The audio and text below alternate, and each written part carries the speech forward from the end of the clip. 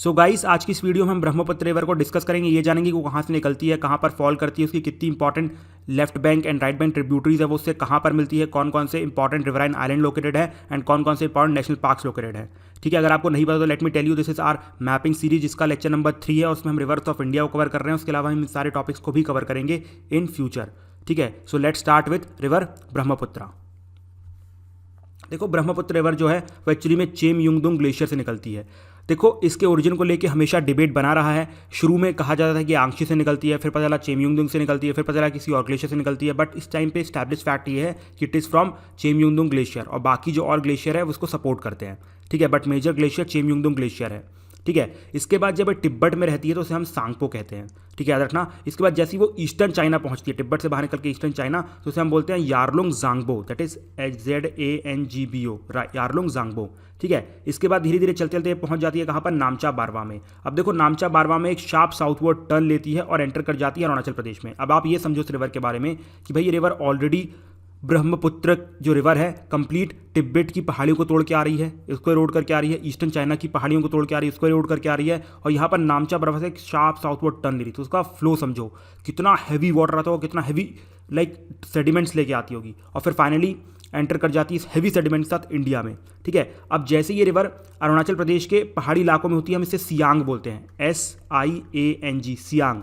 ठीक है, लेकिन जैसे ये अरुणाचल प्रदेश के प्लेन एरियाज में एंटर करती है, इसको हम बोलते हैं दिहांग। यहाँ पर देखो, DIHANG, दिहांग रिवर। ठीक है, not Dibang, it is Dihang river. अब क्या होता है ना कि जैसे ये सादिया प्लेन्स में एंटर करती है आसाम के अंदर, तो यहाँ पर आके दो रिवर इससे मिलती हैं। कौन कौन सी? देखो, चाइना से आके मिलती है लोहित, और दूसरी इंडो चाइना बॉर्डर से निकलती हुई दिबांग। अब मैं बोल रहा हूँ दिबांग, यहाँ पर देखो स्पेलिंग DIBANG, दिबांग।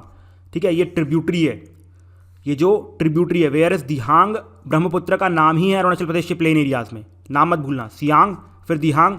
अब दो रिवर आके मिली इसी दिहांग रिवर पे, एक दिबांग रिवर देखो यहाँ पर सादिया प्लेन्स के पास, और दूसरी लोहित रिवर सादिया प्लेन्स के पास। जब ये तीनों मिल जाती हैं, उसके बाद जो रिवर बनती है उसको हम बोलते हैं ब्रह्मपुत्र रिवर। अब ये कंप्लीट आसाम में चलती है।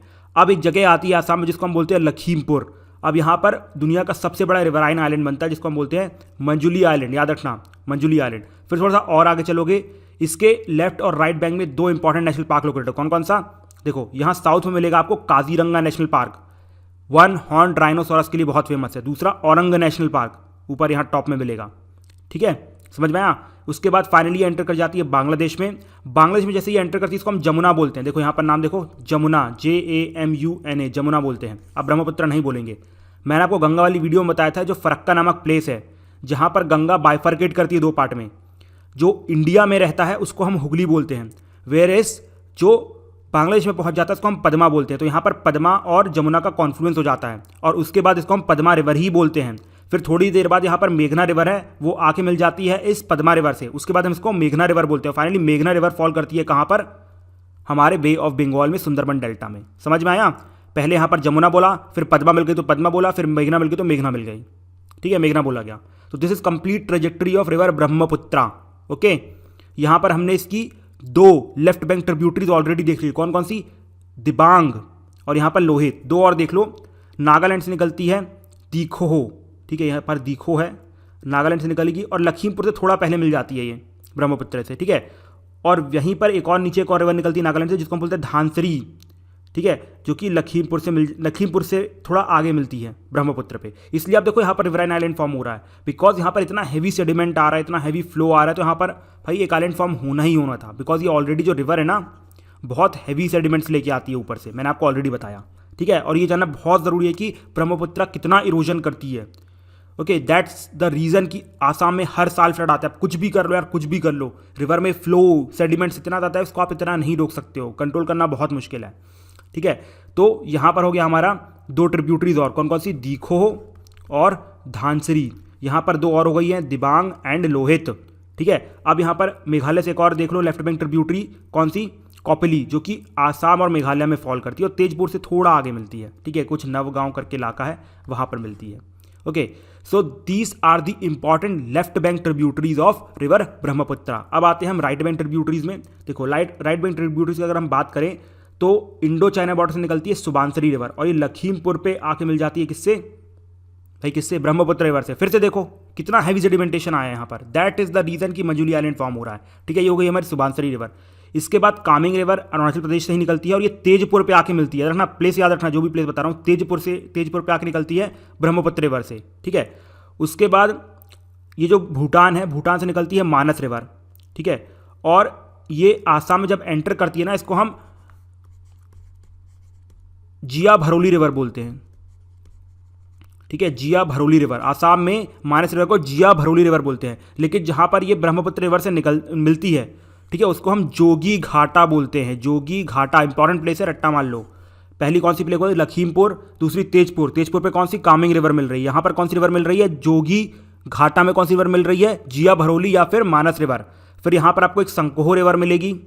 ठीक है, संकोह रिवर हो गई, जो थोड़ा तेजपुर से आगे मिलेगी। ठीक है, अब फिर फाइनली सबसे इंपॉर्टेंट रिवर, सबसे disputed river, that is the river Teesta. इसको अब थोड़ा समझते हैं। ठीक है, अब देखो जो तीस्ता रिवर है ना, वो एक्चुअली में निकलती है सोहलामू से। सोहलामू कहाँ पर है भाई, आप बता दो? It is in Sikkim. देखो सोहलामू। ठीक है, इसके बाद वो एंटर कर जाती है वेस्ट बंगाल में सिक्किम से, और फिर फाइनली बांग्लादेश में। और बांग्लादेश में फलचुरी नामक जगह पे ब्रह्मपुत्र से मिलती है। हम ब्रह्मपुत्र बोल रहे हैं, लेकिन वो लोग जमुना बोलते हैं बांग्लादेश वाले। तो कौन से?